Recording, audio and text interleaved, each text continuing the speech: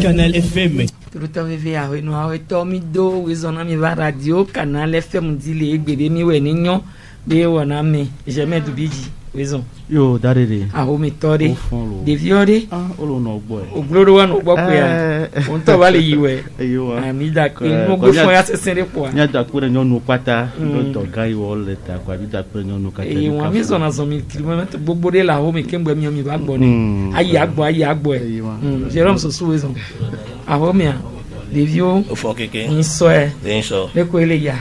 gbe gbogbo le da pe le ma we e won Maurice Agbosu wezon yo darere ahome fon eso e sovedo egbe chambe dona mi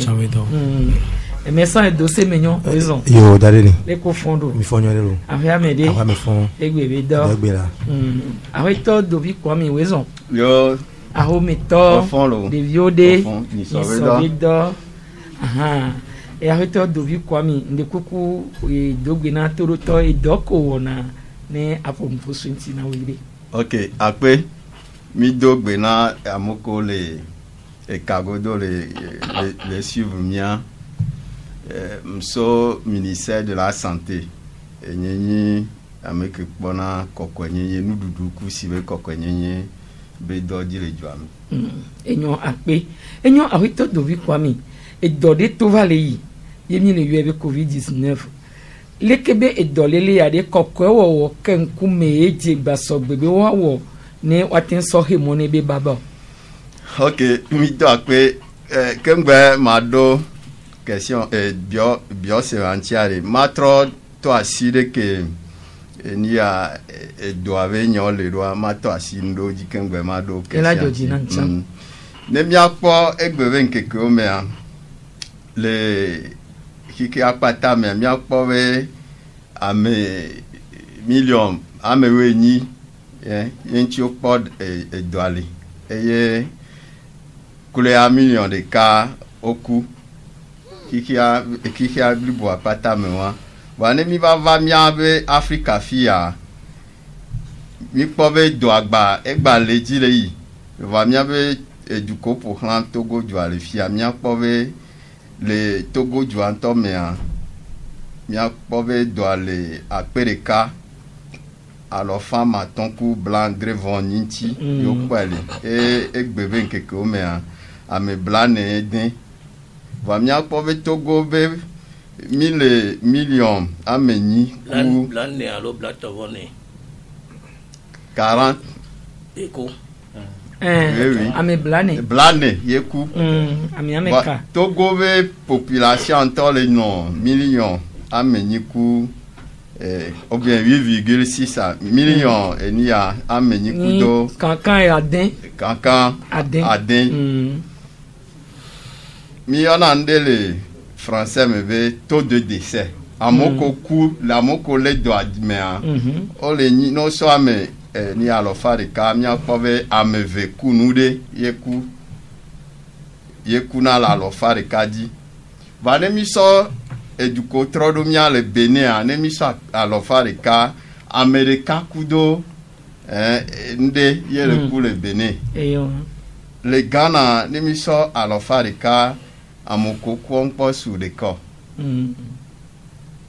va ne mi so Burkina Faso alo fare ka dia kule a me amenere ku ne mi va in Nigeria alo fare ka dia kule a me ameve Yakobe edoa ele duko pour ramine keke et le Ghana ve joa me fi amoko le do subo o subo ne mi serve mi agbon be taux d'attaque ne mi so ya eduko amoko le do ale me ne mi so eni a pe amewa Yakobe amewa aton ye le do va Togo ne mi so pe amewa ame ve kule le doa après me wo 10 000 alo 10 000 les 10 000 dia ame ve kule ye le doa le Togo mia kpɔ be doa esugbɔ le edukɔ trɔ do miɔ me trɔ do mia va amewo ko le lé doa yɔ le kua mia do dzesi do be le ame blane ke mi gbɔn zã ɖe adia gbanvɔ vea woɖo enia maladie non transmissible edɔkomba la ŋuti o hypertension alo diabète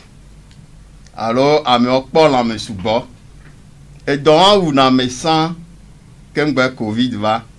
fifia egba le wu ame ɖo dzi. Donc ne va me ko le dɔn wɔn tsã ne covid ave kpe na wo kpa ba be kua le sɔ. Ekua le sɔ le amewo gbɔ. Donc ne ma sɔ va mia be eni adia mia kpata mi nya fi ke do atona le na me. Etona eni ya deke mi gbɔna etona mia ba dzɔ fito me ve gbe na le mia ŋti. Mi gbanya be ne mi sɔ alɔ sɔ ɖo afi ɖe ke edɔ lekio lea ye mi sɔ ɖo ŋkume alo ŋɔti mea edɔ agbale na mi. Ne mi sɔ enuyɔ sɔ va teƒe ko dzi mi kpɔna sigbe hôtel restaurant ko etɔ wa miakpɔ be fi ke amewo la teto la lé dɔn wa mnyi be enuko dza ɖua ye nyi fi ke ye dzi dɔa la to va nuko mi gbɔn fifia. Na mom de mɔɖo aɖe komo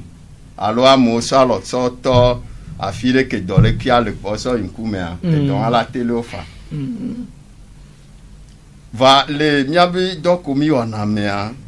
amewo ko kpata le hôtel be dɔ me alo restaurant be dɔ mea no kpɔ kɔkɔenyenye be siwo gbɔ wole me ɖo asia wola te gbenu le dɔ wɔm kpɔ le woabe dɔ ƒe fa. Vivia ke covid a mi kpɔ mɔ ke dzi be etona nia ŋɔti me dona me be lãmea yena be gouvernement be se ko de toa wo be mɔ ne nɔnɔ mo me ne dɔa ma gba te kpedzi yi le dɔa mo enu be ma sɔ ɖo ŋkume na edua yɔ kemgbe mia yi dzi enyo akpe Jérôme Soso nous pouvons arrêter de vie pour moi ni avait maï toi dit c'est le corps et comme bien glono savait il n'y avait fait la signer ni mia mavanglo le covid ben nyantia onya ne ko de mia ke mia me nyanti covid-19 toi tant les voir il y avait mateur dit que va tchan kodo ne nyinga bangolo bio moi job jom nya to sibia me de ponya le la glonso e ke arito do bi blantia jamais do bidi to ele glonsan le abe edua omba na sonu ko le bua me voa edua yin be na amede na yin do gbo ebe le bu won be ku pe pa han no nso no twon won twa na do won ti me no po won ola odua fi ale ke mi ra jira do ne be no no mi anti o nya bu jere kai no le go ma chen nyama amekwekwe nyere ele glo ma hotel o ma nya ko to jere restaurant de do kai o do ne ma mo gbo nya be wo ke pona nyama bar ko to gbo re bar ko to re do kamio do gbo e ko bi jibe mi se mo go okay mi do akwe e do a mi wona ho kemgbe covid va et c'est le hôtel restaurant bar et c'est le et puis que va y a mais mi yana ndebe code de la santé publique ne mi poko da me de que a modo la odo wa mi nglo code da me mi va des tests d'application to juillet 2019 va y ye mi di sa mi pun poso eni ontina mo ate je si se on no be ye do hotel alo restaurant alo debi alo bara mi yona ndo be bonne pratique d'hygiène fi kole sanule alo milieu odola pegbobe edola no kokwenye men amoko le sanu cha odola no kokwenye me de ko trona si le nuɖuɖu ŋuti ɖo nɔnɔme ke zãna atsã ɖo la anyi kɔkɔenyenye ve nɔnɔme. Ya miɔ par exemple ne mi hôtel lea mi nanɔ certificat de certificat sanitaire mi kpɔnɛ gbɔ be de ko le trɔ asi le nuɖuɖu ŋuti o de ko le trɔ asi le kɔkɔenyenye ve nya ŋuti o ne be de ko le wɔ anyoa mi nanɔ wo ma e wo ma la te bon e wɔna weti amade mi gba va wɔna inspection mi gba nanɔ wo ma covid ava mi gba le miabe dɔ dzi baro wokpɔna ɖeke wole zã kɔpu ɖeko trɔ asi le ŋutia wokpɔna be amewo ŋutɔ le lãmese mea wodonɔ kpɔ le afi sia afia miabe enia dɔwɔƒewo le wokpɔna nyawa gbɔ. Sisan ne ko sana ŋun le mɔto me ko sukulu kpɔ me ale mi wɔna ne b'a fɔ de de ayina wa wa. Amewo ko sana nu le sukulu kpɔ me kudo mɔto me hã mi kpɔna watsã wa gbɔ va sukulu kpɔ me tɔ ya titsawo be gɔmewo le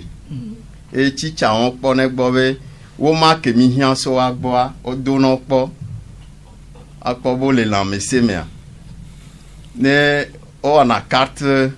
ke mi yɔna be carte professionnelle de santé egake mo wola va xɔ carte wɔn woƒona nuƒonɔ keŋgbɛ wogba va kpɔnɔ le sukulu kpɔ me amewo ko sana nu le mɔto tsã mi kpɔnɔ miato nyawa ɖeke mi la nɔ kpɔ edzia mi ŋute le wɔ yɔ va mi kpɔnɔ va ame ko mi ŋute kpɔna edzi wɔ enya amewo ko sana nu le zã me miawo mi yina dɔ me kpana gatɔn kufã wɔyɔ va na mɔto sigbe ezã ganyi me va mi le susua ba kpɔ be ɖeke mi la gba te trɔ alɔ le nuti ate kpɔ amewo tsɔ gbɔ ma. Ale ke mi wɔ ne do aɖe mi kpɔe be esu kaka ye kɔkɔe wɔ ku dzadzenye nya lɔ ntsa do tutu bɔa so kaka asime fika mi ave ple nua le mɔte ke mo ve le tu nua le gbɛ fi ko va le da nua le ahome gbɛ le dro ɖo taba mɔto alo gbɛ le sɔe va fi ke mi ve le inspecte nua lea eye wɔn leke mi la te wɔ kaka la nya be nu ko le da ne dumeviwo wa kɔkɔe wɔ kudo dzadzenye tɔ do esi ko sɔ le da nua awo eɖo me no kpɔ vudo me be sia wɔsi wɔn ye le ku sɔ le da nua. Eni inspection be nya mi Amerika be nya yo eni gouvernement be nya eni association des consommateurs be nya consommateur ntɔ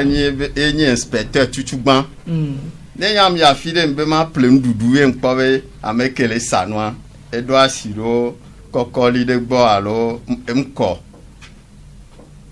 enye la nye inspecteur tutugbã la gɔn be nu ya ne m ɖia mate nam le amesi o ɖe amesi ame ɖo la do asi me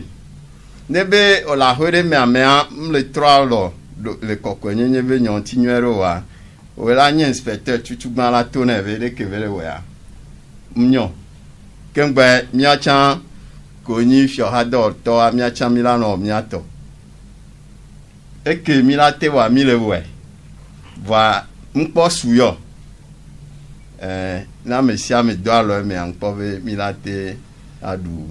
enyi enyo jamais o be ya bi nya de san o mo ja ke bi nya de va edzo va de nya nti le ya fe biobio ame enyo ko ko ko de nya nti enyo Jérôme sonya wa voilà o la kpɔ be zã le am sɔ egale mi photo sɔ ɖo dɔ o la gba do ŋkutsã be fiaha do se be bi ma gbe ega o ma nɔ gbe ga tutu bɔ ntɔ ya ega kemi le dua mia tɔ ye o exɔ ma gbese yawo tɔ ye o ma ko gakpo ya gbese yawo tɔ ye valeur ke le ga dzi si be 100 francs si be 5000 ko de tɔ enyi mia tɔ ega kemi foto nsɔ ɖa trɔ kɔe nyuie ɖe be o la te gbe nene be ga ebe fifi afi ka o le gbe nene be ga lo. Non, il souhaitait, direction de la sûreté. Regarde, à moi, ni société gangan, on avait tout fait. direction de la sûreté alors mais nya dada comme nya na wi ko le kesa nous le funa o le beni ne mi gobi ma ho raison ni ko obe bon o ban créer les tare et bon bon ga bi ga ho ma bon ga bi ga hu ma enke nyam nya bi se o na be tutuba e ga ko le circuler le miama l'homme ne limé alors ni poli kaka vuvua ni sebe via mi se plenu la fidia e ga on peut trop na kaka gwa wadona BCAO di o le dine tonale e ko ma gba ça c'est que poli vo vuvua o dine tonale circuit ame e la ko be ga saga me ça dia ga yi va vana mizane kaka e va ponadi va mi gba ko ni tobe do dine wa ki wa e ga ko ki mi na no sanle ya me e ga vuvu ga poli ya ankre ya ke le fie ni en so le gbe e ti o gbe be enu nya dada kum nya no vi ko le enu kesa no o be yo peto be ne tare ganche ngba ho ankre ya pe wa daga ankre vi ke tare ganche ya ke sofia mi na vi ya de ne e sebe nyi be ankre de pe matero ga de pe nti wa ne wa sensibiliser amo do ame don to chon na ndo ji be yo le marque be e la troka kala wa lo mi na yo ya me do one if ya ne be o le wo e fo o le to no be nu ko le o wa e la va pénaliser o be ga o ma te ma ho le wa si o et puis avec que ça ga je tout fin les sotia mi inte son kratani ti o o e chan ho la me e ho la me e ngblesa be e ga valeur que les sia enyi mi o miato koma ku ga povia mi miato be sia o toy ce qui veut dire que ne égaler trop kaka nem le dadia mi ko ni spécialiste là c'est bien encore égaler le trop kaka et trois non a baissé à au même niveau baissé au de netonale et me gavuvu ko produit ko limé et na o relever na et gaga siagame mais malheureusement une que les jol cette direction que les et non et les ko bona bembo les préfecture du Golfe mi gba glamé funa que les jol funu actuellement et maintenant ne a ça gavane ne no le bé on le croit. Non mais on te tout fait. On la va sozo no ba mais on tout fait lo. Alors mais on la va sozo. A mais ça gaba we ma ko la va sozo ne. Aka eni tutu ban ke be ma so do kumena. Et vivant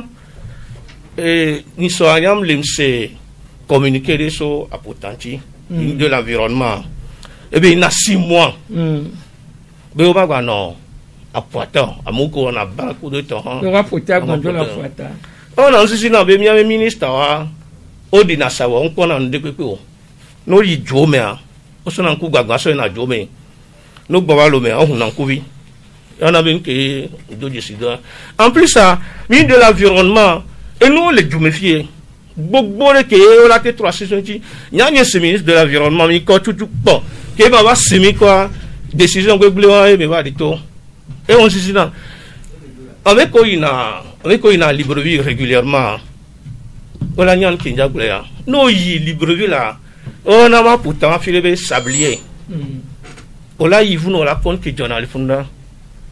On a y venu on la compte que journal sablier. Sablier. Et puis les que mi on mi barolé. Après kata koto. Ne me léon. Oh.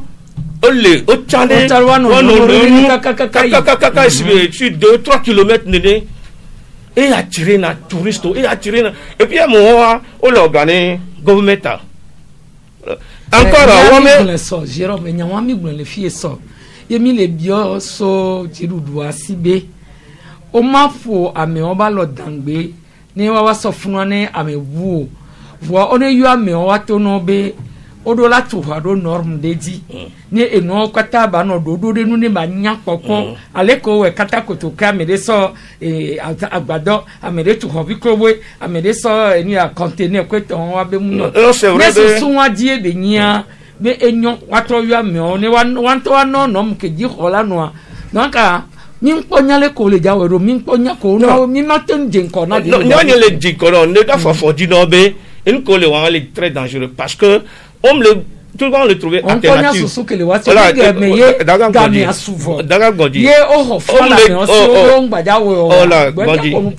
Et tout balé en comme là côté social on les parler non en ko raison na ko avancer ni be poste de sécurité les pourtant avec les portes d'insécurité la poitamia quelque mignon et une résidence là cocotier résidence le côté coco Afrique ben tu as mis tant entre temps mi alerté mi de la sécurité oh ballon les fous de patron on y a vu que poche d'insécurité les colaté que les gloires que les très que le cognon pertinent et on a trouvé alternative on connaît les on a trouvé alternative de PPN à Béo. Oh, barré quand vient l'émission, on a quoi à Mélaté non, l'or d'Olfus c'est 15. À moins que qui a les nourrir, avec l'eau divi, on les nourrit famille là, mais. Et le bon que, non, en fait, que y a un guadi, c'est qu'on les rivaliser Koudou Mairie au temps. On les rivaliser Koudou Mairie parce qu'on les pauvres et nous on les mairies de mes territoires dit. Alors que, à moins le founoir, on a autorisation, au tournoi, on les tout fait et nous avons gouvernement. On se gomme. Et avec on a retourné et nous avons rien. Et on a retourné Ganoya. Donc, situation. Autorisation, mais exploiter founoir,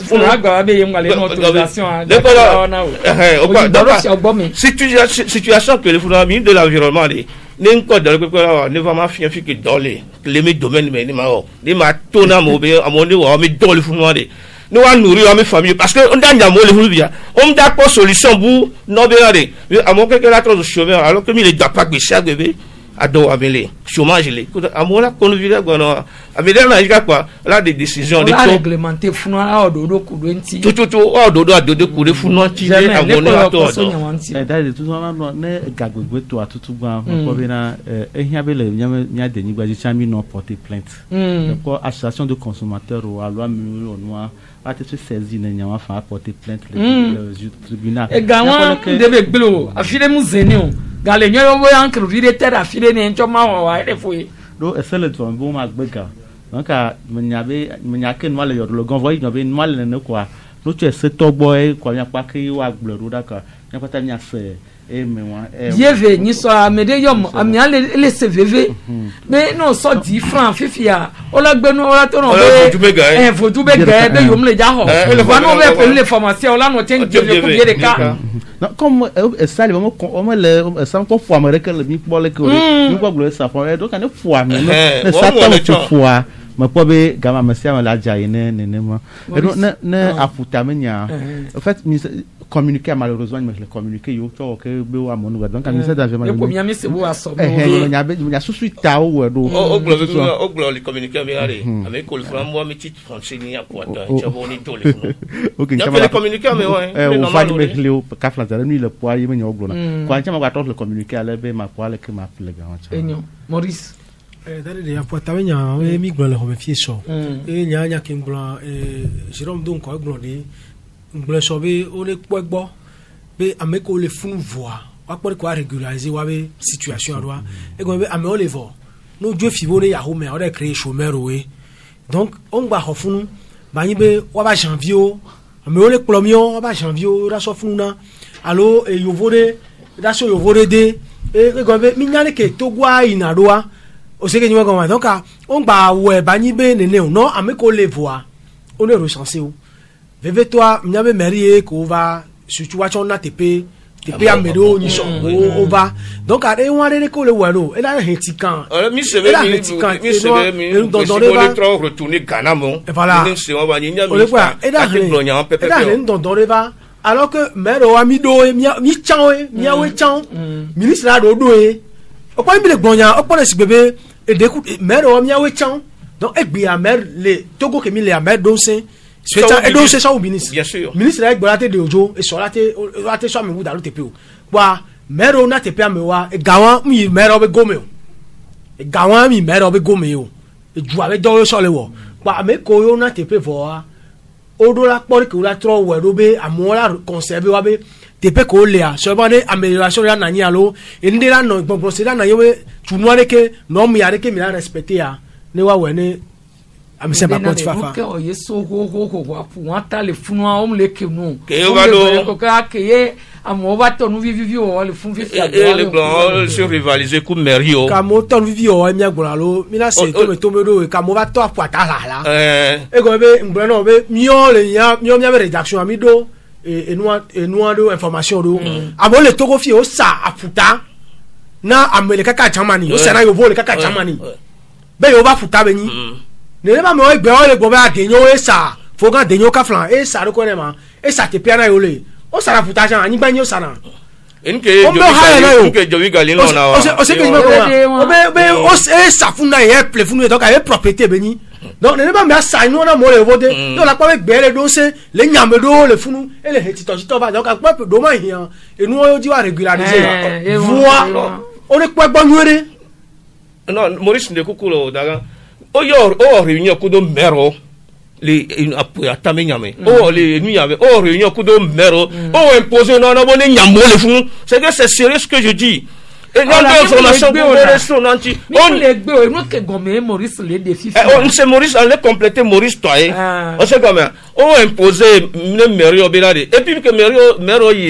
et noir réunion ben de cas de casser du levier be il te glonia et so compte nya ke ministre de blanc ne ma on o yo le du fie be na ministre que beni oui comment appelle-t-on maire beni oui yo a me chame miawe a me pente casser du blanc na ah o do maire et ni ala te ni mi territoire alo ala te gavane alo mi akpo du me vi o me agbe no me so de ado to gbogbo glonia ko nya ke e do a me on hiva kudo au conseil de la mer alors le koyonama préfecture de la mairie de la plage nko gbe glone mero pa e po mero keke wa da o cité o no be oui bini oui pa o plomi to mojo nke yin wo ameko le odo le funuare e vi le wase e so le wase amo le tout fene on ne mi ame government to le lomiare o ya on gba be mi on ku wa ponu le funa ba ku yo ko sa afuatana eye le jiwe ya ba odo e be wa je dudu aje no le nya wa par exemple là le président des cocotiers président des cocotiers le funa ne ko be français de on la son groupe on la son donc moi premier pierre ne tombi j'étais là faut nya sigé tava et moi que je Galibé la gloire on be pas question les amis de la mer de la plage on n'est pas question et nous les founois d'ailleurs chaque soir à partir de 18h on attend téléphone sinon vidéo le nom les founois nyon yo pour là-bas chaque soir chaque soir waso logement ne sojo et en nyore wa founois sinon vivre de les founois nyon yo pour là-bas chaque soir on to kaore et on la pas d'accord ne veut pas t'aider on la pas soit c'est médiateur là on quoi oh non tatinya donc un téléphone noir au tournoi et gago on soit dans les funu américain le américain va s'enfiler américain va compléter et les bergers de Ouvio et nous les filles et hôtel de la paix les filles elle est berger de Ouvio mais et nous de l'environnement am le pont nous que be bera miko la potale ou dans les funu là donois justement on est trop organisé noir on est trop organisé on est so et robé non mais des fiobéré on est tuné ni là au fond ni la haye leke justement alors là son mètre centimètre à leke na mi yedi nya tout noir et non non nous si non no anya ojo dimanche après-midi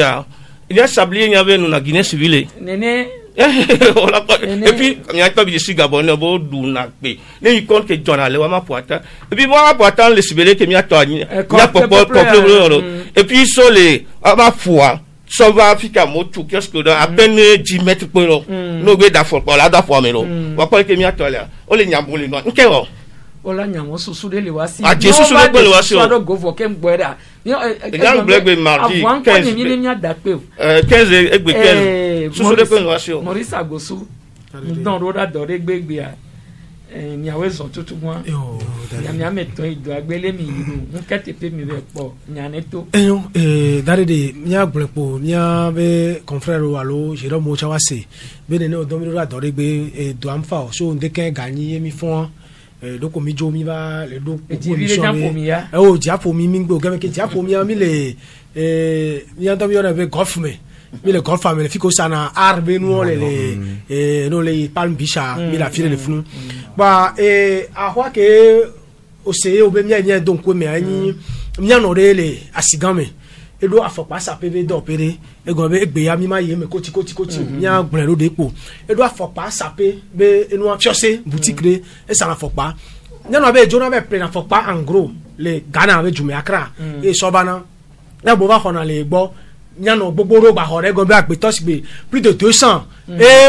une manifestation de d'humeur avec be go be ni nu mi nya ko be se po we kwa be chami be do nu me be ni nu corona be nya me ke bi le gbe rassemblement nyano ba go e wo o do ade o heli akota donc o le bo bang bang bang les coupins so nu gbogbo le jo kaka nyanu o le wa me asbo kula fo le wanti be ni nu kweto ke nyo ka flane eduke me million pa me ko le premier mia gbon bo le donku enu me vevere nyanu vele sa avo pe ame we aton ya o tapo ma fo pa pe ame we aton ya pa yo jesi libanais re akuta mi to mi yono libanais ko jesi chuba la sigan me ave moulines yebe sana moulines et libanais sana sigan me alors me monter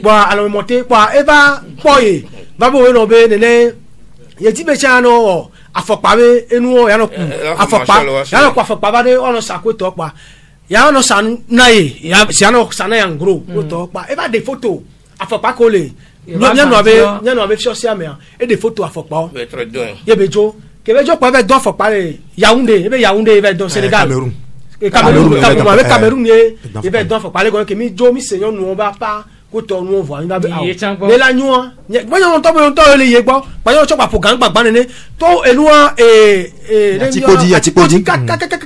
va koro fi ke ble bon golf me le o la po hôtel du golf a fi le asigan me le funua ba o program gbagba to asi domenene plus de 200 femmes quoi vie a parler le va koro gbo kwa ko va kaka yon ra va e o ba mere du tone be yon gba ko to pa yo soja de ka ifero soja va funu kengbe a parler a ko va le du ko to pa soja ko pona si adia wa ti on va do nu me pa mi la do ape no e go be ko va fati na yon yo bi yon be nkele jo yon de no a o bene la nyo be la yo directrice de l'EPAM kaflan no ahono soja be o la yo be la bala don ko me pa be wa no ti wa ba ball fi ereke ni o ball funu be yo la dam me no de pa be ni nto ma vo wa be ha do to la ba pa nya wa e be ha do to a e baba e nto baba me be ha do to nto baba baba bi onyo de wa hele akodi ne pa enyin de ke e de fune pa e poto na nyo be wa le be ya corona be nyame mi game mi le de ko wo do e fi se le didi no voa e la ke nyon be o ba po no be yo ngba le sanu go be nyon ka lo manifestation nso se to lo manifestation lo nyon ko va plein na nous le so se am go be e go be na ahueto ke mi le gbon e do établissement AB place yo le gbon donc e va copy yo voa aguda mi yo bonyo aguda ke va copy e va on nyon e tro e don no ba ke be don e gbo ba e va dankoro imagine toi dit la confiance no pas faut pas ça mais au griffé la confiance va nous toi ni la confiance yo okuna fashion ngoro me ke kuna la kra va ça na fie ko to wa ke ye o gbe be we no nu ato piraterie o no me dire que nous ato gbele ga mo gbele ko piraterie e se la poe e o modèle ne et c'est là pour piraterie et troba wonua so kemi ye gbo so to go press fiomi du 3 mars 2020 ben no be publier les lois et to go press me ko to be ameko kekeji yo no zan modèle wan marque lo modèle wan ko to le la si amare c'est falsification ole 3 si le ben ke les gens yo est-ce que déclarer les noix les bitotra bon quoi là que 200 lina en grana pas fa pa lo to si o 2 PV ton va ye voyez-vous que yami le grana et PV ko bele ba et to go ni gba ya PV ko bele ba pa de be yo voa avocat man ko le fi ina po yo o mi to ba nya wadi to ko ba avocat le yo mene ne be yo voa to ko wisi le yo mene ne yo voa yo ba jo yi nyon ma gbo le nyon kele atipodi agbo o be lo agbon pata le ame le salon pe we aton ke ngba me le baba peton ke de be e do se fe le homa fiomi e carte opérateur économique ke mi o mi podo ko mi le roi fun be nya do e to bo mi le chef mi le agent lion ko to e de carte opérateur économique sofio de reconnaissement hôtel de que tu m'as fait le coton et de homo ke sofio mi de le nyon mo be lo agbon ke le magasin ne alors que be homa ko so bo no so lo agbon to échantillon ko bo no so oui yo voir des photos sur les piraterie le bombe o lo agbon ke le ça ça veut o be no le joa o be no le joa elle a porté e ya ko bro ke mi yo voir boy mi le bien voir be no be e je si jon no be o ye gbo be de photo no ko to ma e be bien be na ke ye gbo be de photo ku no re ti ka be sama ye ba comme sama ye justice o ma e lu ke yo voir bon na mi ayon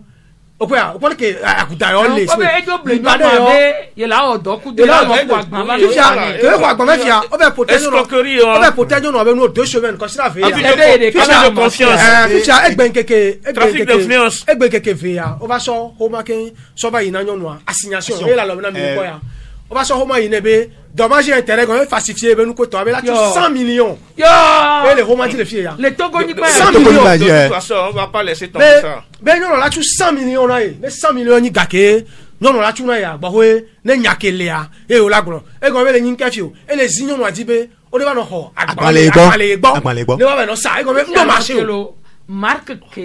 e avait le mo ka mi be ngo reji confiance est la grandine non fashion est la grandine ne afokola te modèle de cavoie ne marque to voir ami encore parce que ole nous le grand e ko noir ame nya grand ma ame quoi Maurice mati gamu me to la tiame gbanga ça va e go nya le grand et le maître et d'or Komahe avocat au barreau du Togo au les rues Saoudé et du Sabia Moutievé et ben numéro c'est pour vous dire que c'est ayé honya nya a cheke libéré ba dans que libéré ba elle a défoubé mi a jume dio to mi a no jume mi a no jume va me dio mi a no so afibu là bas a no sia fo nya be jena me et défoué et nous allez mia to le quoi et le bonhomme quoi et nous nous le cas George Nambe gbe ayin be commissaire que les quoi si a c'est que paté les quoi c'est soja collé à siamer commissaire que paté commissaire va venir gbe et bien commissaire monsieur le commissaire comment se fait-il que obe huissier avocat coup de huissier o so soja o va l'homme va gbala sigame mi réagir obe yo mi na repo et nous directrice de le pas matin que ça pourquoi et ben yo me au courant na nous que le commissaire Kaka so salada mayor commissaire. Ola donc enyame pa. Mi de kuku no ba me ko on donc nyame ko be amedro bi o le zi e no le ti gbogbo ro pona ejume bi o nyo. Nyo e ko be libano egbe mi yi. Be mi nya kaka do to akin gbe la homia. Commissaire que mi le gba ba adjoint to ma no ma homia. Eh bien, la journaliste, je vais faire quoi avec journaliste? D'accord. Non, il y a des.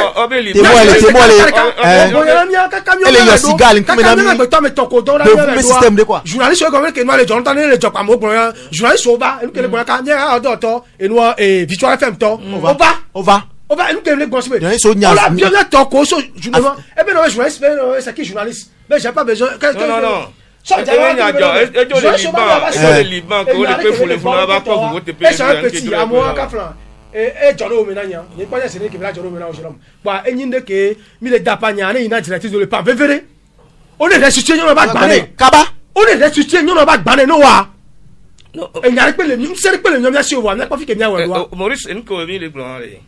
Et Niam de décider peut-être en nom quelqu'un sur Libanais. Les qui ont mis à sommier avec Joisson d'Aridoa et nous là, ils cotonent les filles rapport. Nous avons deux sociétés grandes et du milieu là encore là. Qui vont la tuer. Qui vont la tuer, fille à ou. Fille à monsieur mais quelqu'un qui sont du me va fille et Togo et de mes colonels et de mes commissaires et de mes généraux et de mes amis avec les gouvernements tamé. Et nous qui venons au point. Et bien Yang Blavina, jamais Blavina a vu qu'il est très intéressant. Il y a Togo, il y a le bureau qui porte une plainte. À chaque moment, nous ne porter plainte. C'est vrai avec Bemia, avec le premier, ça va jouer forcément. Oui, l'histoire est donc, nous voyons que les doigts, les tombés là, nous avons mis le Tukudo, Togo, le Liban. Il est pas. Alors, le Liban. Et puis encore, un mini peuple de trop pacifique. Mi Togo ni les xénophobes mi les trop pacifique et nous amate jolé Cotonou et nous amate jolé Abidjan et nous amate jolé Accra c'est parce que il est trop pacifique kaka et oui attends on va les sort alors me monter va les garer donc on va les on fifty obe ava sa fo po ve de photo ebe nu keke mo kwa ve den va ko pa be ya le garçon avocat le funu be ya kaka ka nyon do la tieme amele sa nka pe we atongo wa toto adi non maman moi le chef de l'état seigneur là de moi to le duyame que c'est à moins de 24 $ dans moi to le duyame avec nyon non to be nyano na vevere ne du proto alo enya alo la abeta fo nya si be no boso akra enya va se na o do wa si pe mi no to ta nyonu benyi madame Chega manglo o ma do do akonya agbo to go nyonu wa to go mi no do to le mi tu ya yo no do to le duyame emi akekle ve mi nko ni o ve la dopo yo nya ka wa yo jamais nous aguda nya me de ye dalo ya mate yinko ya le mode ke mate yinko do yo nya menyo maybe ka fla e menya le ke nya ve do wa kwa me se menya menyo donc mate yinko le kwa le ke cha phone do nya lawyer wa le ke va glo nya no présenter nya no do hin lawyer no enquête ni me go voir le ke va présenter nya do hin ye nda okple do vo no va le denu ya do mi le nya ko de ne yo ga lawyer okple do ga do kule ga okple do agbase je to mais le de yo lawyer di o c'est que benari le ke le ka ma va le présenter nya do le ke le nya to nya va na do lawyer ya na me gbagbo me cha no se la o do na me do hi na yo le to nya no yo va le photo mo no vo nya me va le ko ne nya ko de ke yo amese amese nya ye dare de blon nya do du portabo e do amega go do e pa ma mega go me po be no denu nya ya ma le kola be lo agban la simi bo pa ma me gan manyon commissaire ke la simi manyon do e ba daje na mo e ni mo ko no e ba daje na me yo jesia lo le me peje e ba daje na mo yo na yo jadibe azinyo no ya de me donc na be nu ya e do modèle 35 fifi ya roba ba be ba to do modèle 75 donc you vont toi et le jouer quoi c'est bien les gens que vous me système parce que no po que comporte le cigare que le to ben nyaka to ba no po que le roi mais donc allez et nuit à me jrovio no po ko yi parce que va do afili mate glot yawe to govine o de kene o de ko parce que mi acha mo lo agbo fo no ko lo chuku mi ato liban mi mate glot ko no donc on no dai homi ko va ko bien no ke mi ato mi la wa o ho o ke le sangro o ke le sans détail mu ina ne no e jun toto me no nya mere o le sele supermarché azike mi maman tonade ganu vibia o ko le pisi tu prend o travail le doit tane o to le khoti o mi agbo ko le place kai ke mi no mi to le sa o ho soti kai hopia o gba ho le mi asi donc ani ni me no le ignore du match que le po association ne pour no mo je na ogbo cha ko to are ele be wo chona da sinya ma le be se plainte be nyami bulo wa wa to porter plainte non ba association ko to la cité o do la cité de nya ye wa denu nya ma le be nyonu an po didu le nya ya me ne wo wa ngoro du ploto ne association de défense des droits de l'homme de femme ko to de wa ngoro ma ne du ploto ne ngoro ma ne kaba ne de wa ngoro wo ma ne mi side pour la nyonu mo je na boa ele bo no ngoro ma ne kaba le bo no denu nya me ne nyonu an po veneno ape vivia nya majoli nya di matrova covid-19 me e wo ba covid ali e gabe nya njema ba nya jibire mana mo jira e le gabe nya me e de fumbe obe mu de ta encre ta le ganti quoi donc wala gbo ma ka hogo e de fun parce que nous ke nya no so Niger no so afiwa e ganto était dégazé maintenant no so so yo hone e te fufu kaka ni numéro ale dia o hone va afike bohun de genene be gola hwele o mati o ntojo le gbe mi exemple ko le namio donc à togolais a mi gbenaga vodo la trova o nu ya de sensibilisation de e ga gbogbo no tote no Nigeria les radio kaka o va de seto ba mi Nigeria no ko 100 francs lulu parce que ndo non de mjesia e na Nigeria va mi bona nyabe ga lulu ke li me keke ngba te mwa e ya hone no so 200 na la so bio no e so na Nigeria to ba doli donc a de me nu va mi agbo a e nu e de fun souhaiter yemnya meke le fun no so cha so dari secrétaire quoi mais lulu no so daria o to du na kakla sou de tellement que o ma se ne pe ko so gawan ko glovia e bi le glonya mere o message de rodon amia le tobe e souhaiter kudo amo to ani de be banco be boa le banque of Africa be il faut no expliquer na be et nous baissé à omna yo instruction be yo ni organe avant non de tout le monde yo be yo ton mais non c'est pas vrai, c'est un faux problème le globe homa que mi so le oma que yo le nglogoda mi atoyo baissé à otoy gapovia baissé à to valeur que les gardiens mi atoy ça que 5000 la signifie 5000 la tonnier la preuve ni be et la brasserie tonya tout pan a kele me ko yito e gawala jo le gbanye fifi jan ni 5000 a 300 me buto e la jo la me buto ngba ni to 300 me buto kaka ni podi vuvu kenkia bi se o la ditole sinon nom de netole me wa e gavuvu de le ko mi na doué o de netole na me na gayi o travana kaka wa trop na di o le pa donc e nka ame agblon na mtordo chinese ka faux problème e non covid be nyaji mais na covid ni ya even be ye docteur ko khona yo gérer na malade les et non CHRA et les filles et Dieu be ingénieur et le ministère de la Santé. Nous qui bon, mais pour l'instant, on est lié totalement. Vraiment, gloria. Et les défounania, mais les glorieux Covid-19, et c'est vrai. Et non, il y a parfois, et on a compte. Il y a les glorieux, les caillots les découvrir malades d'odo. Yo les cocos le wamahome. Ça, les va quadjo, mi komi glorieux souvent. Et puis, comme l'école les traité, yo les guérit. Et puis, les glorieux, et améa, et les négatifs, alors, pour une que je m'en ai yo et quand que dit non le chuchugo wa dama vo mi corriger amele do ba to funu ke docteur ko be yo mate wo e no mi adama vo mi corriger officiel lo e corriger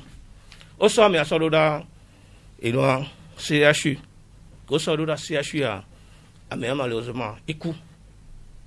wa ko ku ame akua o déclarer o déclarer mi abe coronavirus a et ouais, mais bon, avec les coins du Kenkia, pata, au poteau à Kenké, au test non. Justement, il y a un problème. Quand on teste, on s'en met les bébés, on est positif. Oh, non, mardi. Bon, mardi, on a Claudio, on te Claudio mardi, on t'attire, parce qu'on veut même les. Et pas bon. Vendredi, quoi, on va aller au Closoyer, c'est cher. Voilà, jusqu'à ce jour que les blancs avaient encore développé Italie du yo. Oh non, les people.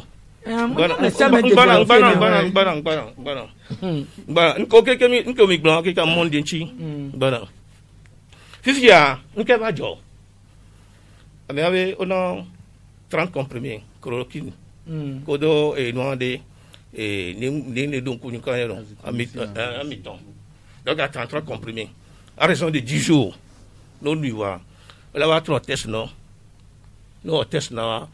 On va trop test et puis on a 3 jours après. Quand nous les positifs au confirmé alors les négatifs à tadio. Les milois. Ma cloda et des mirai. 33 comprimés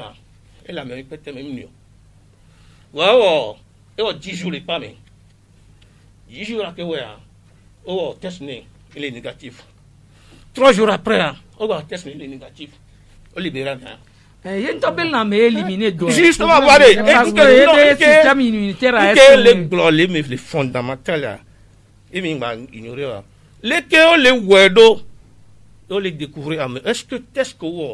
non tout bandé ce qui veut dire 3 tests on est eko tutu bombe le positif ayala teno positif voilà neni be la membe so javio mais tout ça autant plus qu'à me le développer signe de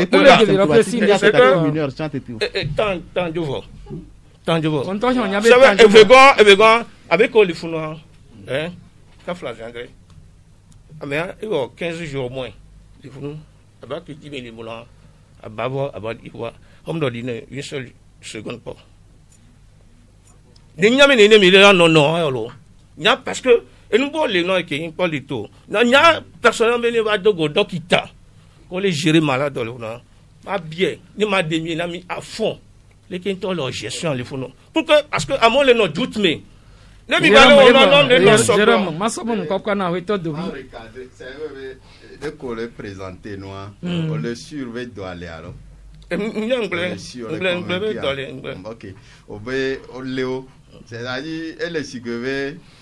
il y a dans les réels non c'est pas vrai une simulation oui donc en mélo les nous tester au vivia nous le positif on l'a tenu comment développer et doit on l'a fait 80% des cas positifs asymptomatiques cas actifs asymptomatiques voilà en mélo immunité et c'est non les quoi dans ce cas justement en mélo on m'a développé on l'a testé négatif fifilo mais quelques temps après il y a un zéro conversion elle a été positif et bien un des cas qui est important et on va bien vivre comme maladie on m'a battu doit avion non le positif je suis d'accord donc elle doit elle est réelle Et bon, et dédié avion et compagnie de peut mater corps non le positif. Ah voilà, ma te glognare le to amen. Bilari. Que ya me au point. Ini selon explication que bien que mignalo. Ba me la te développer comment te développer fa. Koko me a so jolé et ma home au lieu que par exemple, il a ne ma home on l'a sur 10 jours. Ela não contamina na meu côté. Ela tatinha ko le blanc. Ela não contamina. Tatinha ko le blanc. Tatinha ko le blanc là. C'est comme mon din subo ti min de di be ya do. Ça dépend. Ne ni ala blanc ya décourager mo ina mi blanc ya o. Ami o te no ma home. O la no sur de près. Justement. O la te o test son nez. Est-ce qu'on me mate pas dans le fond est-ce que vous êtes en quarantaine la home est-ce que nous va contaminer à me porter ni tobe ameado into la home garantie le cas le conscient nyabe la le bien ro ko ma be na me ko le fifia ola te internet amela la home ou bien melolé famille les paramètres on a te soyi quand mener on bagbando à la melolé a o do tu on le close chercher ro c'est-à-dire par exemple les chambres une pièce mais coup de vie le hoya home ya me boton bala ya me ye to boy le contaminer aller on a été interné et nous en famille ingénieur nous ko mi nyaso do ya chalma gamianti ne nya de la sone to do ko do ave nyanti nya gbonbe e do ale lo e do ale e ogbonbe nya trasi le nya be kokwenye be nyanti asi koklo be nyon eye won amesia me ne pebo mle gbon zanre ave amede ke do amagba te imodio magba te yo e bavette que mi le do ya e do anti mi le do ele eye won donc zande ya hôtel o chon o ba ya to dodi mi gbon hôtel o re ke mi pona hôtel o we nyagwa on ne peut pas mesure que gouvernement de toi on ne peut pas nyere mi abe escalier a mi pofier que mi le va normalement orola do moyen de que a no désinfecter et parce que ne tobe poignée et ndole allo interrupteur et nous vivions le camécia mais les manipuler ne omdo alcool 70 degrés on pas on no tutu comme ça on te gbe nous les et doivent baba be nyago et doit elle miato miao ni avide enyo akpe toro to ve a ho no ho to mi do akpe ne be mi no kumi le egbe be mi we ne nyo be wona mi do akpe na Germain Dubidi Jérôme Sossou Maurice Agosu Messan et dossier mignon a ho Dovi Kwami et chef division contrôle et inspection sanitaire les ministères de la santé et va pour nous pour le dire doit venir comme kuro le kemila le bene miadokyo le kemila no kokwe o kudo jajenyenye le miabe no pio miabe no sapewa enyanwa emebe ba de na mialebe edoa nyate nsomone lo ameko no modando pia Michel Tominga kudo tomanda TV jeroda kutala na mila 3 se wona ya le 3w.canalfm.com dit allo nemi YouTube dia mila kedwenti bye bye.